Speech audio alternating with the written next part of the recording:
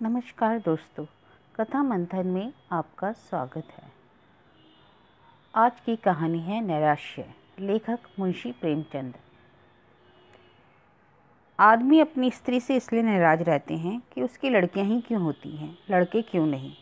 जानते हैं कि इसमें स्त्री का दोष नहीं, तो भी फिर भी उसी से रूठे रहते हैं। उसे अभागिनी कहते हैं और सदैव उसका दिल दुखाया करते हैं। निरुपमा उन्हीं अभागिनी स्त्रियों में से थी और घमंडी लाल त्रिपाठी उन्हीं अत्याचारी पुरुषों में। निरुपमा की 3 बेटियां लगातार हुई थी। वह सारे घर की निगाहों से गिर गई। सास ससुर की अप्रसन्नता की तो उसे विशेष चिंता न थी। वे तो पुराने ज़माने के लोग थे, जब लड़कियां गर्दन का बोझ समझी जाती थीं। हाँ, उसे दुख था तो अपने पतिदेव की अप्रसन्नता का, जो पढ़े लिखे आदमी होकर भी उसे जली कटी सुनाते थे। प्यार करना तो बहुत दूर रहा, निरुपमा से सीधे मुंह बात ना करते। कई कई दिनों तक घर पर भी ना आते, और आते तो खिंचे रहते। निरुपमा उनके सामने थर थर कांपती रहती थी। वैसे तो घर में धन का अभाव ना था, पर निरुपमा को कभी यह साहस नहीं हुआ कि किसी सामान्य वस्तु की भी इच्छा प्रकट कर सके। वह समझती थी कि मैं तो अभागिन हूँ, नहीं तो क्या भगवान मेरी कोख में लड़कियां ही रचते। पति की एक मृदु मुस्कान के लिए, एक मीठी बात के लिए उसका हृदय तड़प कर रह जाता। यहाँ तक कि वह अपनी लड़कियों को प्यार करते हुए सकुचाती कि लोग कहेंगे, पीतल की नथ पर इतना गुमान। जब त्रिपाठी जी के घर में आने का समय होता तो किसी न किसी बहाने से वह लड़कियों को उनकी आंखों से दूर कर देती। सबसे बड़ी विपत्ति यह थी कि त्रिपाठी जी ने धमकी दी थी कि अब की कन्या हुई तो घर छोड़कर निकल जाएंगे। इस नरक में एक क्षण भी न ठहरूंगा। निरुपमा को यह चिंता और भी खाई जाती थी। वह मंगल का व्रत रखती, रविवार निर्जला एकादशी ना जाने क्या क्या। स्नान पूजा तो नित्य का नियम था, पर किसी अनुष्ठान से मनोकामना न पूरी होती। नित्य अवहेलना, तिरस्कार, उपेक्षा, अपमान सहते सहते उसका चित्त संसार से विरक्त हो गया। जहाँ कान एक मीठी बात के लिए और आंखें एक प्रेम दृष्टि के लिए तरस कर रह जाएं, घर में अपनी कोई बात न पूछे, वहाँ जीवन से क्यों नारुचि हो जाए। एक दिन घोर निराशा की दशा में उसकी बड़ी भावज को एक पत्र लिखा। एक एक अक्षर में असहनीय वेदना टपक रही थी। भावज ने उत्तर दिया, तुम्हारे भैया जल्द ही तुम्हें लिवाने आएंगे। यहाँ आजकल एक सच्चे महात्मा आए हुए हैं, जिनका आशीर्वाद कभी भी निष्फल नहीं जाता। यहाँ कई संतानहीन स्त्रियां उनके आशीर्वाद से पुत्रवती हो गईं। पूर्ण आशा है कि तुम्हें भी यह आशीर्वाद कल्याणकारी सिद्ध होगा। निरुपमा ने यह पत्र पति को दिखाया। त्रिपाठी जी उदासीन भाव से बोले, सृष्टि रचना महात्माओं के हाथ का काम नहीं, ईश्वर का काम है। हाँ, लेकिन महात्माओं में से कुछ सिद्धि तो होती है, निरुपमा ने कहा। हाँ होती है, पर ऐसे महात्माओं के दर्शन दुर्लभ हैं, घमंडी लाल बोले। मैं तो इस महात्मा के दर्शन अवश्य करूँगी। ठीक है, चली जाना। जब बांझिन के लड़के हुए तो क्या मैं उनसे भी गई गुजरी हूँ? कह तो दिया भाई चली जाना, यह भी करके देख लो। मुझे तो ऐसा मालूम होता है पुत्र का मुख देखना हमारे भाग्य में नहीं है। कई दिन बाद निरुपमा अपने भाई के साथ मैके गई। तीनों पुत्रियां भी साथ गईं। भाभी ने बड़े प्रेम से गले लगाकर कहा, तुम्हारे घर के आदमी बड़े निर्दयी हैं। ऐसे गुलाब के फूलों की सी लड़कियां पाकर भी तकदीर को रोते हैं। ये तुम्हें भारी हो तो मुझे दे दो। जब ननद और भावज भोजन करके लेटी तो निरुपमा ने पूछा, वह महात्मा कहाँ है भाभी? ऐसी क्या जल्दी है? बता दूंगी, भावज बोली। ए बाबा, क्या बोल रही हो? उन्हें बुला दूंगी। निरुपमा ने कहा, तुम क्या लोगों से पर बहुत प्रसन्न है क्या वो बाबा जी? भावज बोली, हाँ, दोनों वक्त यहीं भोजन करते हैं और यहीं रहते हैं।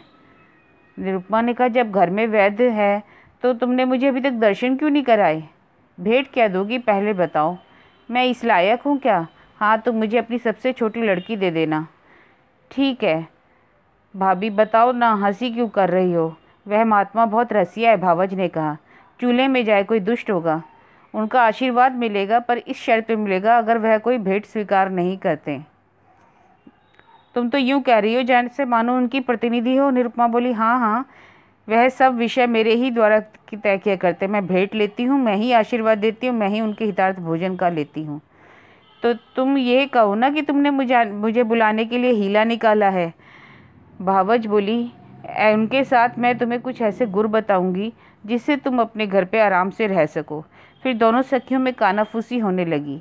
जब भावज चुप हुई तो निरुपमा बोली, और जो फिर कन्या हुई तो क्या? भावज बोली, कुछ दिनों शांति से तो जीवन कटेगा, यह दिन तो कोई ना कोई लेगा, लौटा तो नहीं देगा। पुत्र हुआ तो कहना ही क्या, पुत्री हुई तो कोई नई युक्ति निकाली जाएगी। तुम्हारे घर के जैसे अकल के दुश्मनों के साथ ऐसी चालें चलने में ही पड़ती हैं। मुझे तो संकोच मालूम होता है। त्रिपाठी जी को 2-4 दिन में पत्र लिख देना कि महात्मा जी के दर्शन हुए, उन्होंने मुझे वरदान दिया है, ईश्वर ने चाहा तो उसी दिन तुम्हारी मान प्रतिष्ठा होने लगेगी। घमंडी दौड़े हुए आएंगे, तुम्हारे ऊपर प्राण न्यौछावर करेंगे। कम से कम 1 साल तो चैन की बंसी के साथ कटेगा। पति से कपट करूं, यह पाप ना लगेगा? ऐसे स्वार्थियों के साथ कपट करने से कोई पाप नहीं लगता। 3-4 महीने के बाद निरुपमा अपने घर आई। घमंडी लाल उसे विदा कराने गए थे। महात्मा जी का सरहज ने ऐसा चोखा किया कि जैसे कि घमंडी लाल के ऊपर उनका रंग ही चढ़ गया। घमंडी लाल प्रत्यक्ष तो वरदान और आशीर्वाद की उपेक्षा ही करते रहे, पर उनका विश्वास हो गया, उनके दिल पर इसका असर हुआ। अब तो निरुपमा की खातिरदारियाँ होनी शुरू हो गई, और जब वह गर्भवती हुई तो सबके दिलों में नई नई आशा हिलोरे लेने लगी।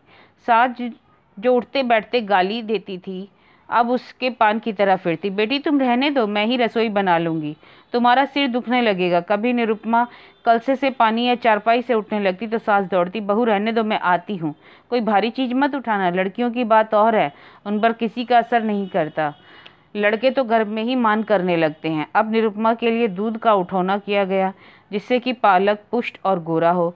घमंडी लाल वस्त्राभूषण पर उतारू हो गए, हर महीने एक ना एक नई चीज लाते।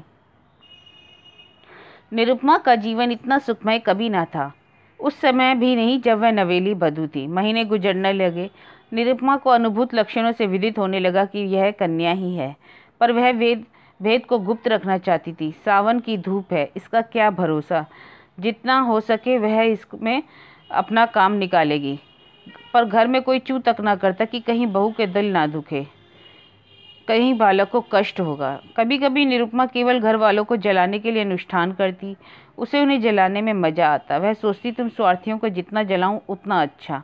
तुम मेरा आदर इसलिए करते हो ना कि मैं बच्चा जनूंगी, मैं तुम्हारे कुल का नाम चलाएगा। मैं कुछ नहीं, बालक ही सब कुछ है, मेरा कोई महत्व नहीं। यह मेरे पति हैं, पहले इन्हें मुझसे कितना प्रेम था, अब इतने संसार लौलुप ना हुए, अब इनका प्रेम केवल स्वार्थ का स्वांग है। मैं भी पशु हूँ जिसे दूध के लिए चारा पानी दिया जाता है। खैर यही सही, कम से कम इस वक्त तो तुम मेरे काबू में हो, जितने गहने बनवा सकूँ बनवा लूँ। इस तरह 10 महीने पूरे हो गए। निरुपमा की दोनों नंदे ससुराल से बुलाई गईं। बच्चे के लिए पहले से ही सोने के गहने बनवा लिए गए। दूध के लिए एक सुंदर गाय मोल ले ली। घमंडी लाल उसे हवा खिलाने के लिए एक छोटी सी सेज गाड़ी लाए। जिस दिन निरुपमा को प्रसव वेदना होने लगी, द्वार पर पंडित जी मुहूर्त देखने के लिए बुलाए गए। लेडी डॉक्टर भी बुलाई गई। बाजे वाले हुक्म के इंतजार में बैठे थे।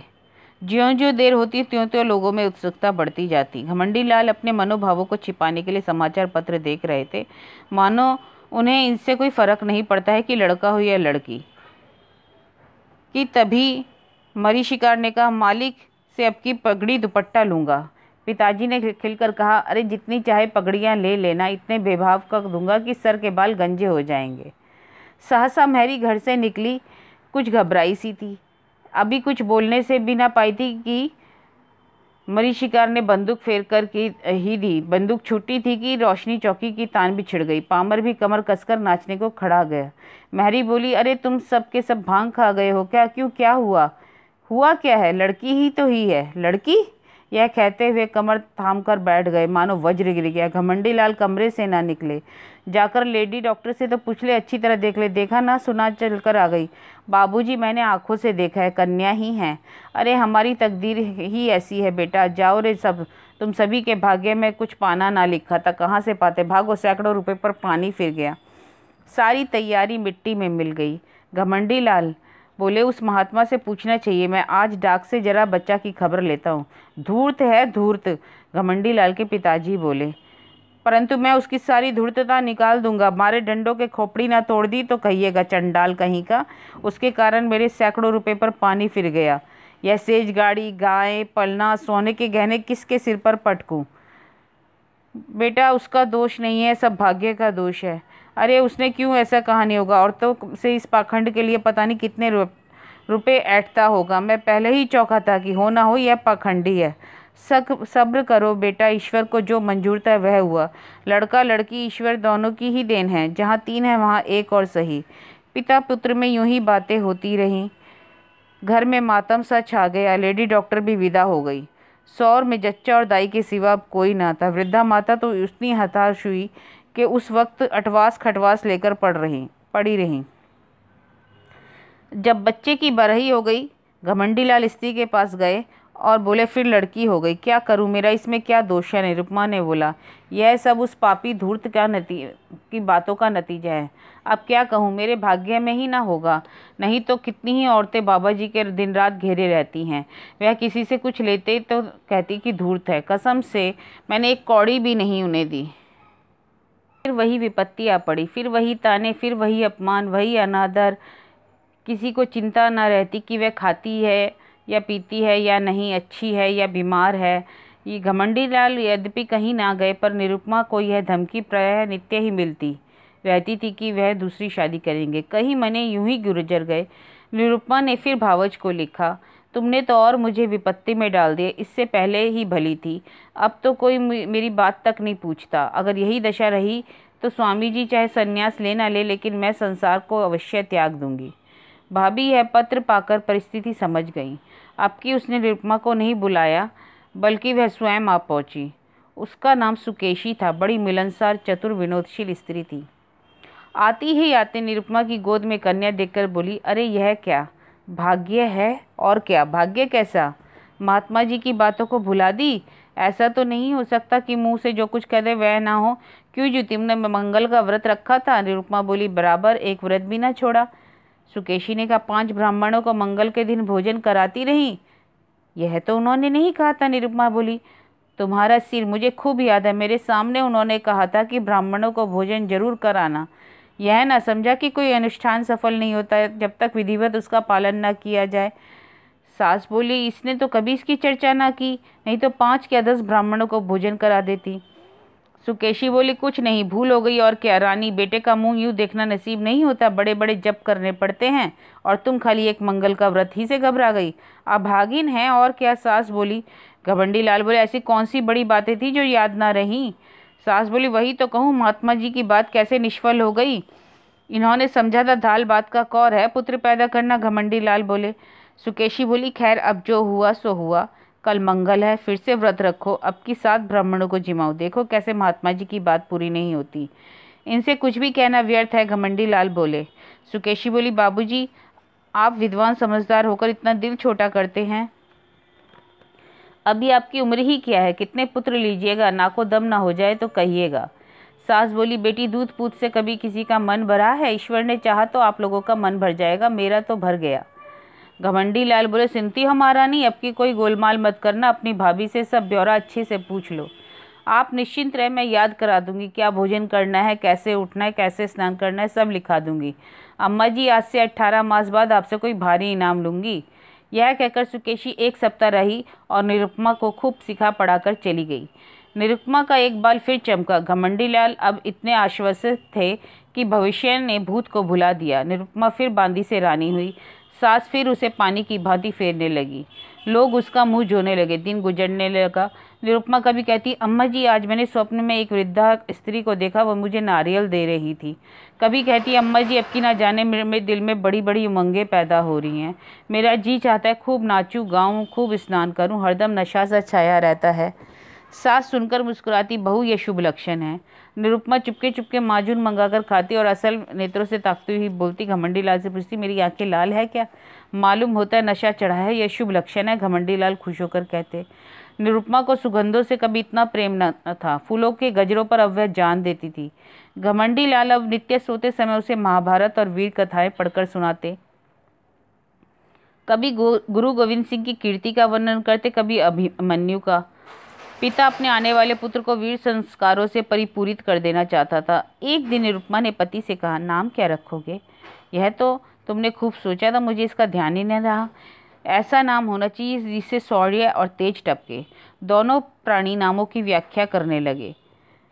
अंत में पति ने कहा, तेग बहादुर कैसा रहेगा? बस बस यही नाम मुझे पसंद है। निरुपमा बोली, नाम तो बढ़िया है। तेग बहादुर की कीर्ति सुन ही चुकी हूँ। नाम का आदमी पर बड़ा असर होता है। नाम ही तो सब कुछ है। दमड़ी, छकोड़ी, गुरहु, कतावरू, कितने नाम देखो। यथा नाम तथा गुण। धीरे धीरे प्रसव काल आ पहुंचा। निरुपमा को मालूम था क्या होने वाला है, लेकिन बाहर मंगलाचरण का पूरा सामान था। अब की किसी को लेश मात्र भी संदेह ना था। नाच गाने का प्रबंध भी किया गया। एक शामियाना खड़ा किया गया और मित्रगण उसमें बैठे खुश गप्पे मार रहे थे। हलवाई कढ़ा पे पूड़ियाँ छान रहा था। कई बोरे अनाज के रखे थे कि शुभ समाचार पाते ही भिक्षुकों में बांटे जाएंगे। लेकिन निरुपमा का दिल प्रतिक्षण बैठा जाता था, अब क्या होगा। 3 साल किसी तरह कौशल से कट गए, लेकिन अब विपत्ति सिर पर मंडरा रही है। निरपराध होने पर भी यह दंड। अच्छा, भगवान की इच्छा है मेरे गर्भ से कोई पुत्र जन्म ले तो इसमें मेरा क्या दोष। लेकिन कौन सुनता है। मैं ही अभागिनी हूँ, त्याज्य हूँ, मैं ही कलमुही हूँ। इसलिए ना कि परवश हूँ तो हम कोई दूसरा द्वार देखें। अभी यह शोका द्वार शांत न होने पाया था कि लेडी डॉक्टर ने कहा, माँ का हाल अच्छा नहीं है, अब वह नहीं बच सकती, उसका दिल बंद हो गया है।